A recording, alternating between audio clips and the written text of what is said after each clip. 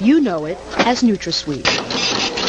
It's in just about everything. Soft drinks, iced tea, hot chocolate, tabletop sweetener, chewing gum, cereal, pudding, ice cream, cookies, even breath mints and children's vitamins. Odds are, aspartame is part of your diet. But should it be? It should be withdrawn from the market. Look at this. A summary of nearly 10,000 complaints filed with the Food and Drug Administration since 1980 by people just like Edith Johnson. I was horrified. I was panic-stricken. I was perspiring. I was scared to death on that night. Edith says she'll never forget it. Within a matter of moments, I went completely blind. I could not see anything. Edith was drinking a cup of low-calorie hot chocolate that night. Aspartame made it sweet. And Johnson says aspartame made her sick. All of a sudden, I couldn't see. My eyes went out of focus, and it was like my vision became quite blurred. And you think it's because of aspartame? I think it's very deliberately because of aspartame, yes. It was terrifying. Kate Randall thought she was going crazy. I started popping in my hands and twitching in my feet, my legs, my knees, my upper legs, and shoulders and arms and everywhere. Like millions of Americans, Kate Randall was a Diet Coke drinker, a big one. 9 Diet Cokes a day. For how long? 5 years. Every day. Every day. Kate developed a twitch in her eye. And then my chin, this part of my neck, and right up by my temples started to twitch. Kate Randall went to several doctors, but their tests were negative. The doctors told me that it was just a glitch in my system. My first reaction was, well, it's a glitch in my system that I'm not willing to live with. And what that meant was that I was going to do my own research. So Kate went online searching for answers. And she says what she found left her with a bitter taste for NutraSweet. I absolutely believe that it was the breakdown of my health for 2 years. Kate Randall isn't the only one who believes NutraSweet is dangerous. Dozens of web pages warn against the ill effects of aspartame. One of them is supported by this man, Dr. H.J. Roberts, a private physician and author of several articles and books on aspartame. Somebody has got to put this out and say, be careful. Roberts calls aspartame an ignored epidemic. The internist says he's treated patients who suffered severe side effects from America's favorite artificial sweetener. The bottom line is that I have over 1,300 in my own database that people have had terrible reactions to products containing aspartame. Dr. Olney, do you think that aspartame should be on the market today? No, Why not? because it hasn't been demonstrated to be safe.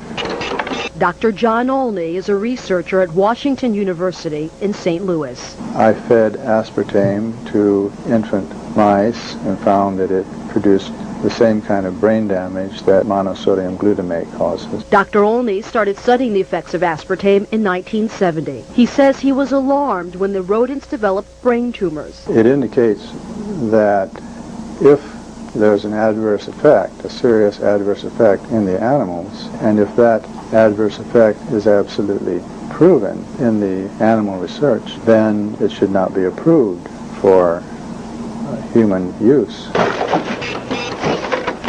Dr. Olney took his findings to the Food and Drug Administration as Seril, the company that developed aspartame, pushed to get the new sweetener to market. The FDA looked at the research and in 1975 put aspartame's approval on hold. It set up an independent panel of doctors to study aspartame. In 1980, that public board of inquiry unanimously ruled aspartame should not go on the market.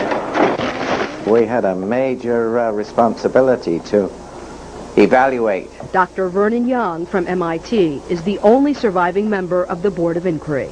Our conclusion was that on the basis of the evidence presented at that time, we weren't able to assure ourselves of the safety of aspartame in that particular context, and that we advised the need for additional studies. They had some concerns about it and felt that there should be additional animal studies done before it was approved. Dr. Jerry Goyen was the FDA commissioner then. I looked at that, read it at the time, obviously, and said that, well, what we had to do next was set up an internal committee of people who had played no part in previous studies of aspartame. But Goyen never had the chance to review the results. That's because he was forced to step down in 1981 when newly elected President Ronald Reagan appointed a new commissioner. That commissioner quickly approved the use of aspartame for dry foods like cookies and pudding mix. Just 2 years later, he okayed it for carbonated drinks. We tracked down that FDA commissioner, Dr. Arthur Hall Hayes. Hi, Dr. Hayes. Yes? My name's Aline Sergani with Fox 5 in Washington. Yes? Can we ask you a few questions about aspartame? FDA has all the information you need.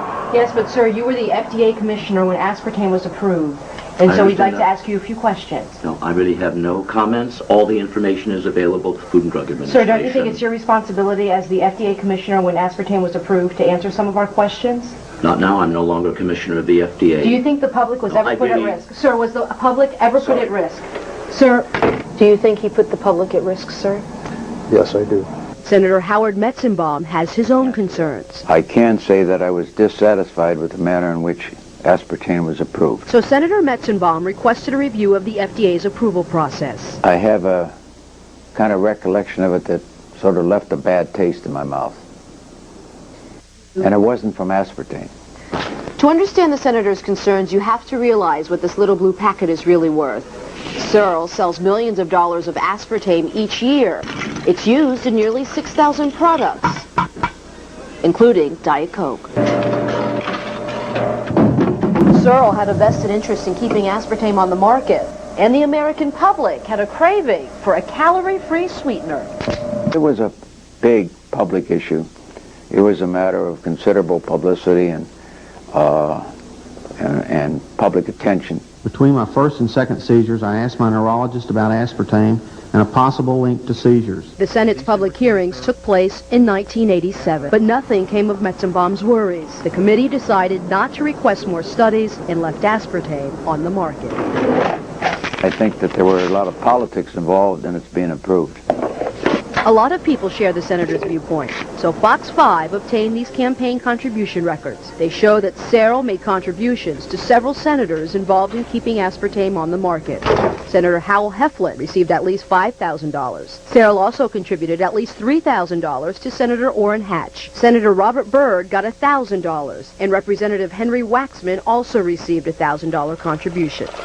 And that's not all. We also learned that several federal officials were investigated for possible ties to Searle. I think the chairman of the FDA wound up in having some sort of economic relationship beneficial to himself with Searle Manufacturing, who at that time owned the rights to aspartame. The issue is really not an issue of science, it's an issue of politics.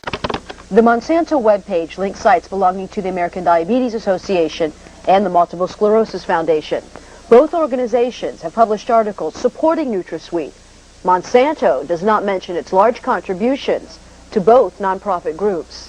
Not enough is known about NutraSweet. Edith Johnson just wants the FDA to order more studies. So do the hundreds of people who continue to file complaints. So many, the Department of Health and Human Services has identified 91 symptoms by complainants attributed to aspartame use. The number one reported symptom is headaches. Some of the other most reported symptoms are dizziness, mood changes, nausea, and stomach pain.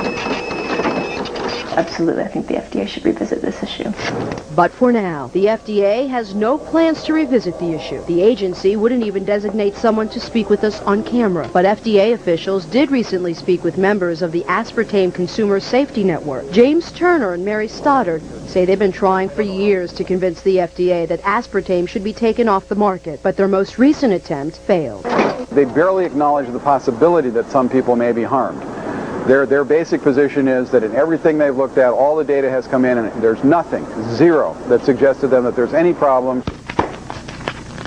The Food and Drug Administration maintains aspartame is safe, but that's no comfort for Edith Johnson. You are talking with a very angry lady. I am furious today. They had no right to market it. My message to people is drink water. You don't need aspartame in your life.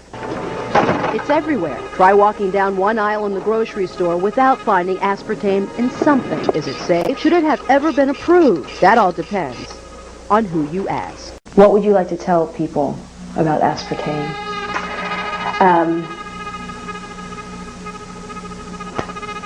Avoid it.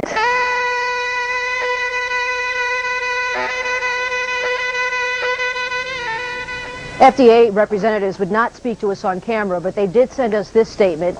In it, the agency stands behind its decision. The statement then goes on to say the FDA remains ready to act if it receives what it considers to be credible scientific evidence. But until then, NutraSweet will remain on the shelves of your grocery store. Reporting live, Aline Sergani. Now back to you, Tracy. Well, very interesting report there, Aline. Thank you.